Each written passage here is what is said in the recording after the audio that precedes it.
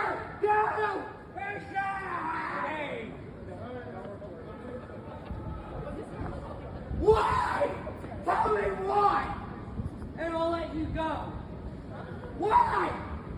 I don't get paid enough. I only make $5,000 a month. The based streams and meltdowns had made Joshua more popular than ever. They were streaming to thousands of people on YouTube. Despite heavy viewbotting, there were still a lot of real people, and it began to draw the interest of wider social media creators, who would start inviting Josh to do various collabs, like this one time that Josh went on a dating show and was confronted about his previous use of slurs. The N-word before. Now that I'm here, have you said the N-word? Not in like a month. What makes you think that it's okay for you to be saying that word around? Get him out of here. Get him out of here. Son of a bitch. What did she say? What did she do? What'd she ask you? She got mad that I said the N-word. But you told her it's been a while since you said it? I did. Do you kind of like her or not really? Because people call me a that's why. Oh, no. Yeah, that's not cool. That couldn't be further from the truth, right? Bring the mic back in here. You're not interested in that girl? No! As you'll see in a couple minutes, he did not keep the streak going, because things were about to get worse than ever. Josh's drinking had been out of control for a long time, and the symptoms of this overconsumption were really beginning to show. Josh was really shaky when he wasn't absolutely blasted, showing that he had now developed a physical dependency on the booze. But I also believe that all of this was very bad for his mental state, especially with Put the Fries in the Bag now out of control. His tours were still just glorified bar crawls, but now he had even more people who wanted to troll him during it. It's okay, Josh. They're on the tour. I was going downstairs. Josh, they're upstairs. He just ran upstairs. He's scared. You got it. You guys. Good work. Put the fries in the bag. Bro. Whoa. Who said that? Motherfucking, I live in the fucking Bronx. Over there. God damn this country. I hate it. I always get treated like scum. I'm gonna move to Saudi Arabia. I'm coming with you. You don't want to live there. It's safe. Josh, it's too hot over there. Put the fries in the bag there. Yeah, do it. Put the fries in the bag. To the bag. Hey! Hey! Yo! Josh, no! Josh! Hey! I didn't say that. Yes, you did! You! Things were really getting out of hand. Just when you thought Josh's reactions couldn't get any worse, they would, and this did nothing but continue the cycle. People were now showing up to Mr. Bast's apartment and yelling stuff outside of the windows during streams. Sometimes Joshua was scared, wanting to call the police, but other times he would run right out the door and try to confront them. One of those times led to this moment I'm about to show you, which ends in Josh causing property damage. Josh, come back. Oh, jeez.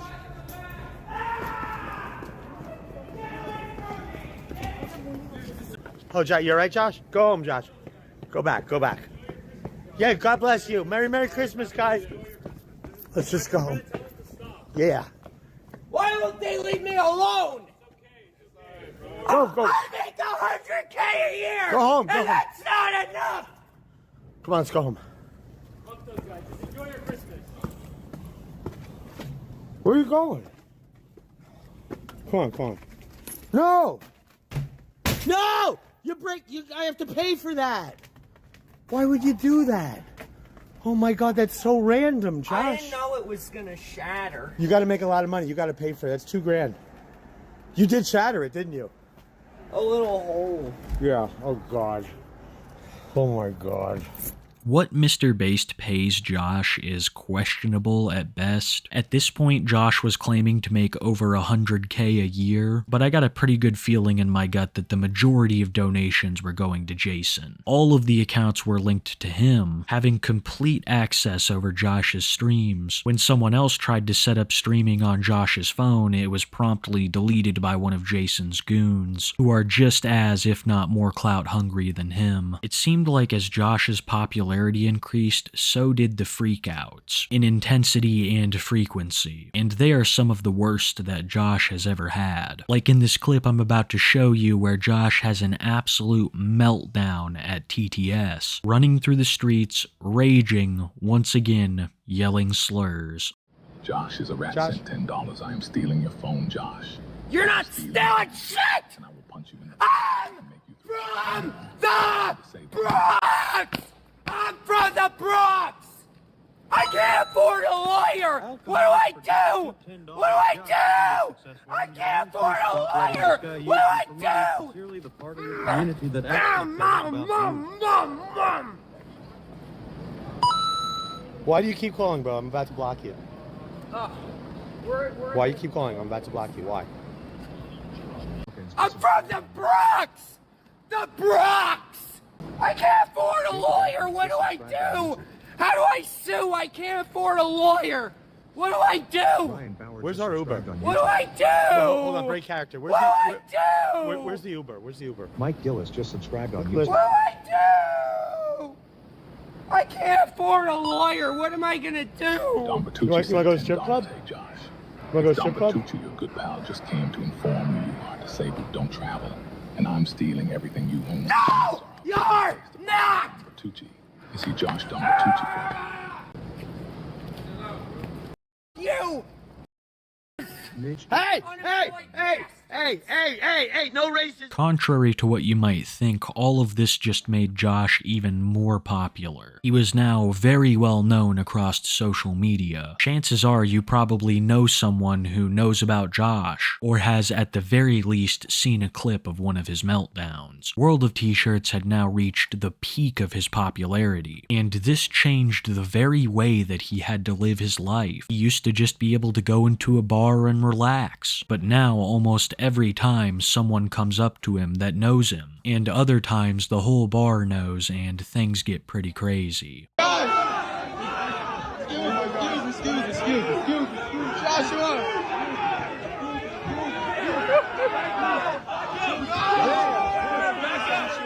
Everybody back home! You need to go to rehab! You need to go to rehab! Josh! Yo! Oh my God! Josh! He needs to go to rehab!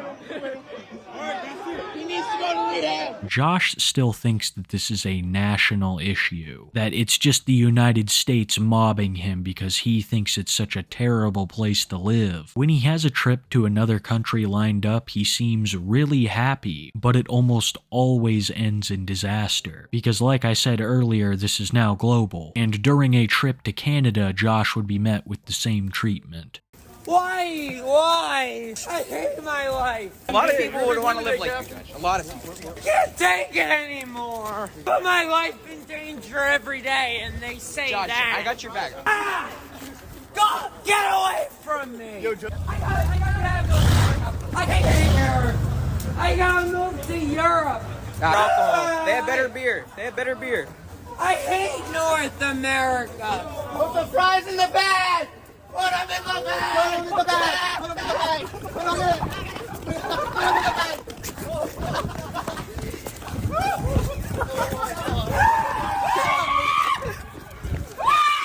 Just put the fries in the bag, Josh.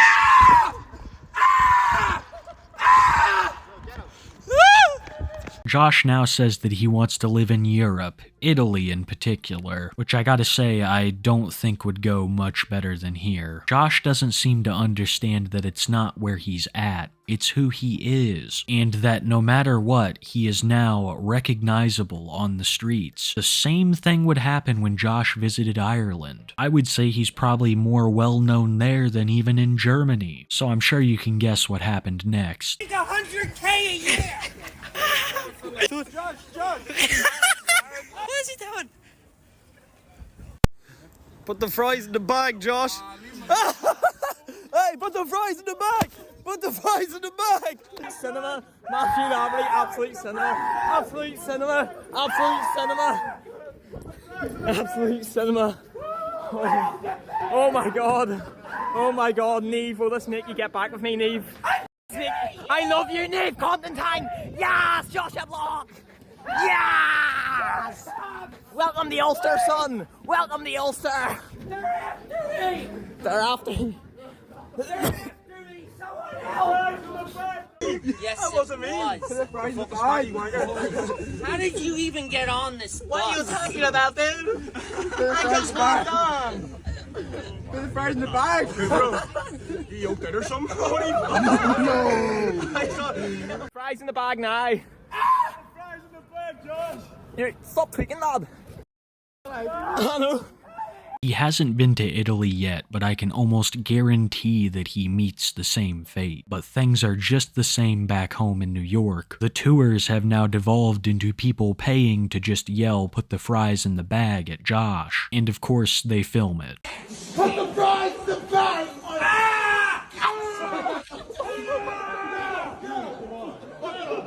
Who said that? I'm not unemployed!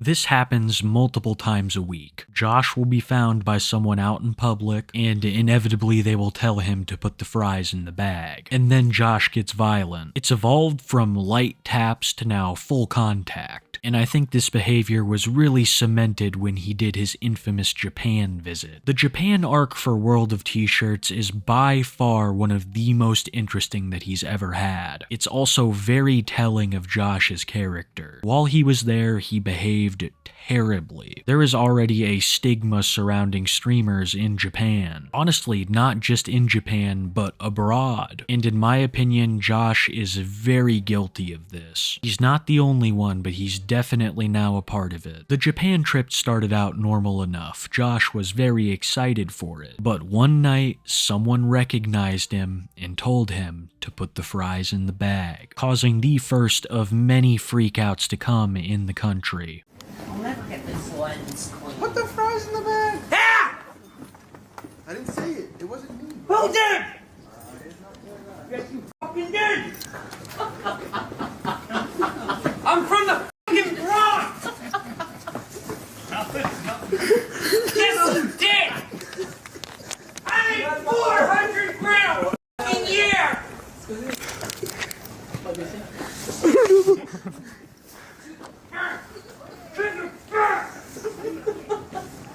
Josh was recognized a ton in Japan, and he wasn't live streaming for the majority of this trip, so most of this footage is just captured by random people who encountered him. So what I'm trying to say is that once again, I am sure there are more freakouts we haven't seen on camera. There's actually proof of that in the next clip I'm about to show you. After having a meltdown in the street and attacking people, a Japanese citizen performed a citizen's arrest, dragging Josh to the police in hopes of some justice.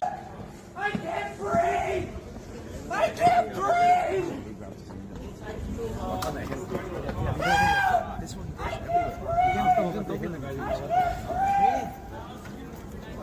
Josh was taken to the police, and people thought that it was over, and that Josh might be facing some consequences for his actions, but he was released with only a warning, told to be on his best behavior, and you already know he wasn't. The next thing he did wasn't a meltdown, it was just something that I found really scummy. After getting out of a taxi, Josh seemed displeased with the driver, and he would let him know. You immigrant fuck!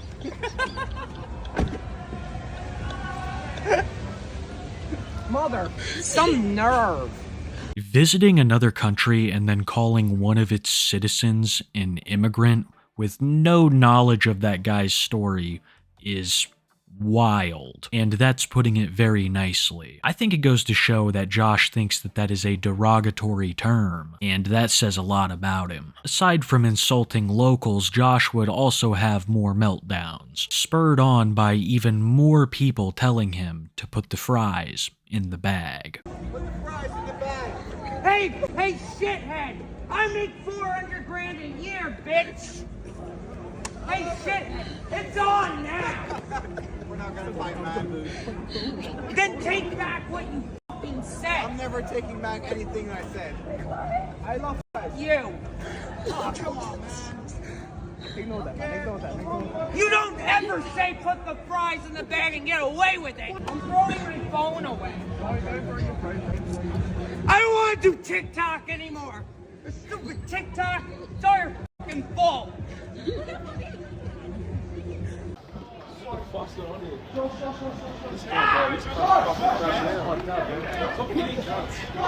Put the fries in the bag!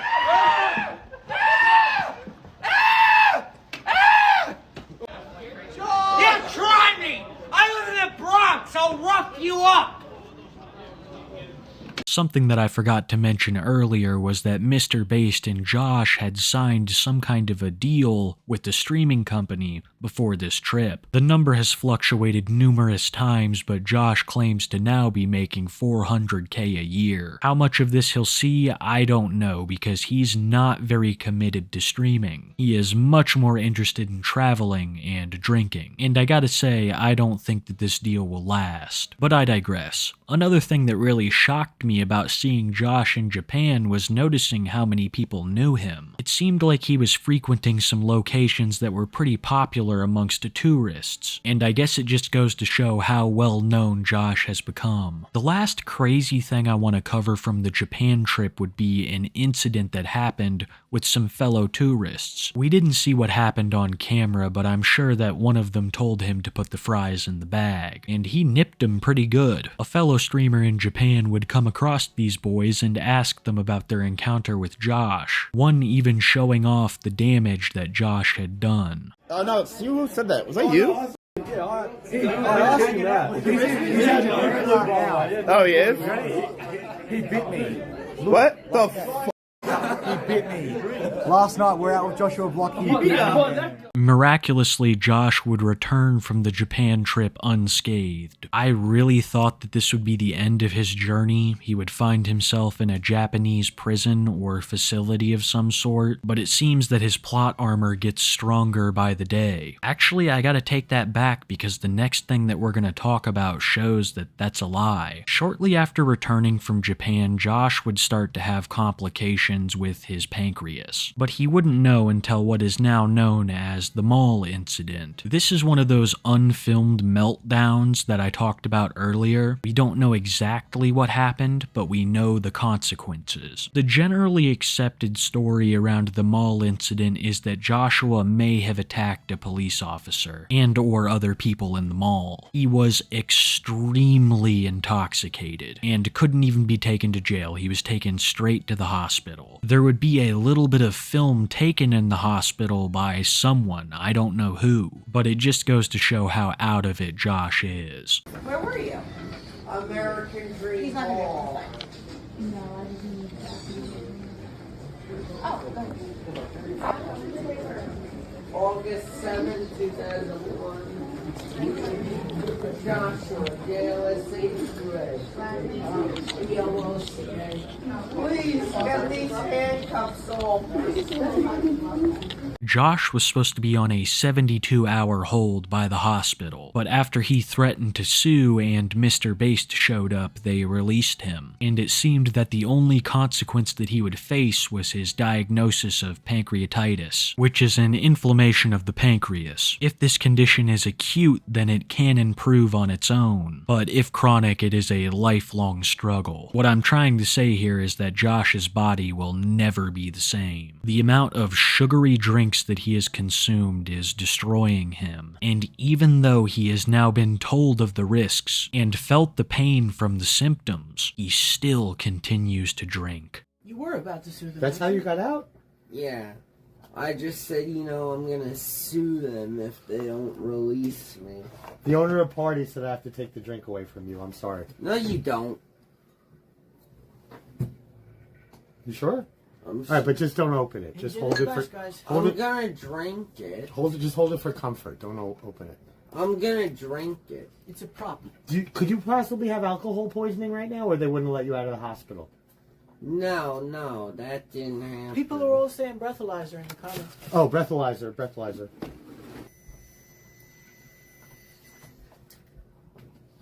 0.12. Oh, wow. That's one of your higher blows. 0.12, everybody. 0.12. another. What color is this lighter? Look.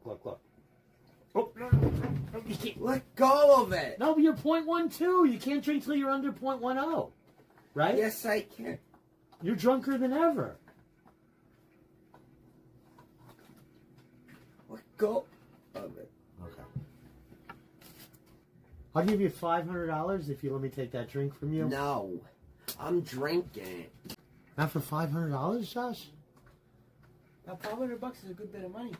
I like to drink. What does BANED mean on Tinder? What does that spell? It's Brian said, no. Hey, give me that. Read what Brian said. Read what he said.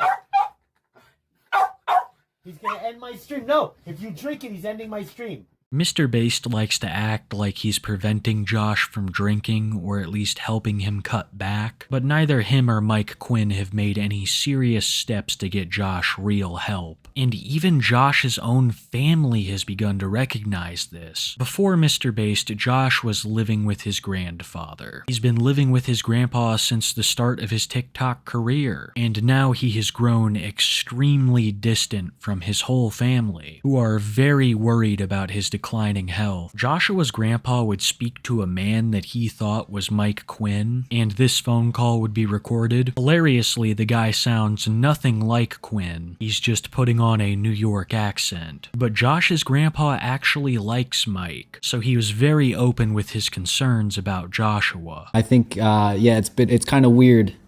I think he's just using him for like clout. Absolutely. I know he throws in some amount of money. I don't know how much, but the other is Base called me. Did you know that?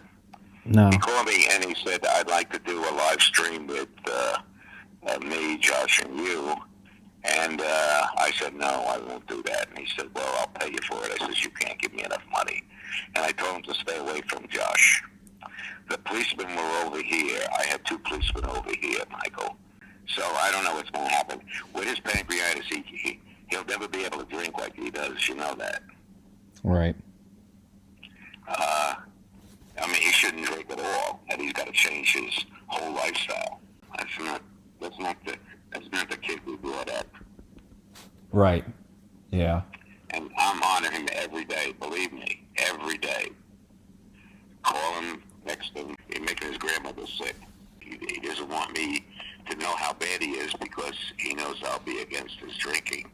So, but maybe he'll talk to you, and if he does, could you give me a call? It's a serious inflammation of the pancreas, and it can lead to heart disease, diabetes for sure, and also fatal. So I don't think he's at that stage, but he's had symptoms for a long time now. I don't want Josh to be with him. I don't know if you could tell him that again. Okay. And I'm trying to stay out of this. You know that. Right. I try to stay out of things. But if I push too hard, I will try to do something. Josh's family does not like Mr. Based in the slightest. They know that Josh was doing just fine before Jason, and now things are worse than ever. I firmly believe that if he does not make serious changes to his lifestyle, that this will be a devastating year for him. His relationships with his family, his health, so many things will be affected. Mainly his health, which is getting worse by the day. I'm getting over pancreatitis. I know, it breaks my heart. Go sit. That's why I can't drink tonight. Bro, you never have to drink. You never have to drink. Are you kidding? Thank you for showing up. Oh my God. I'm gonna wait till my pancreatitis heals before I drink again. Absolutely. So the drink you had on TikTok was a mistake? Yeah, I shouldn't have. God, you know what? What you're saying it was a mistake fixes everything. I swear to God. It was probably a bad idea because I'm still recovering. Oh, God bless you, Josh. I'm gonna wait until my pancreatitis heals.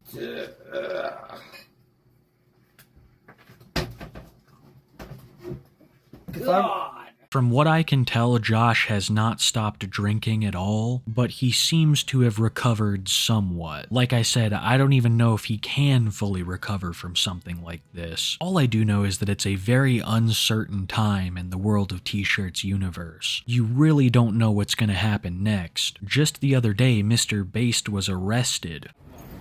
Are you looking for Josh Block? Oh my God. What's going on? There, John's behind your back. Are you serious? Yeah. Why? Why? I'm getting arrested. Why am I arrested? You have an investigation card out in Brooklyn. Yep.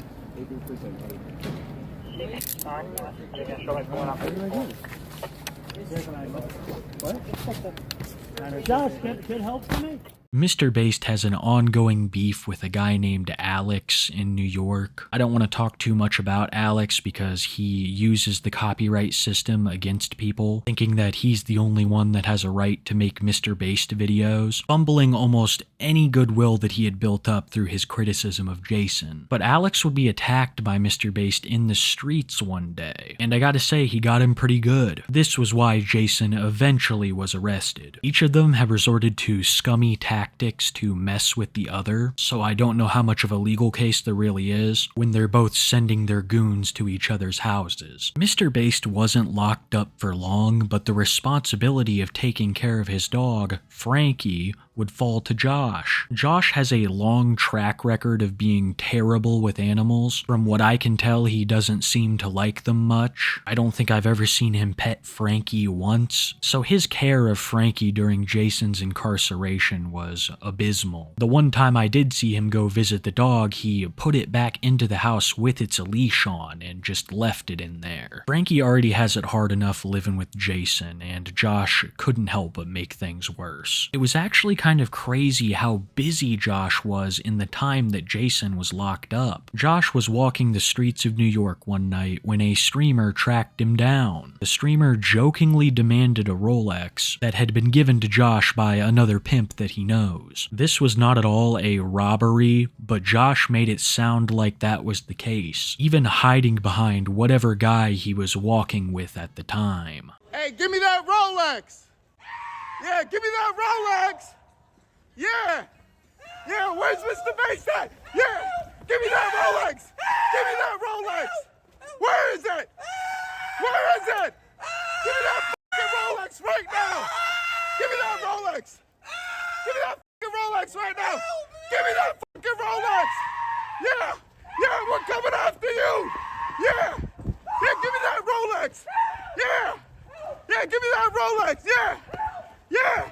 What's in that bag? You got your captain's hat in that bag? No. Yeah? No! You got that captain's hat in your bag? Jason spent less than 48 hours in jail, but by the time he got out, Josh already had new plans that he was capitalizing on. Josh was going to travel to St. Louis, Missouri for a Mardi Gras celebration, something that they were calling the Block Party. Josh would of course drink, address the people, and have a good time, but he was extremely paranoid about people telling him to put the fries in the bag, which was legitimately against the rules of this event. One time he was in a restaurant and everybody was cheering him. No one said put the fries in the bag, and what does Josh do? Hops up out of his chair and demands to know who said it. Josh on 3! 1, 2, 3, Josh!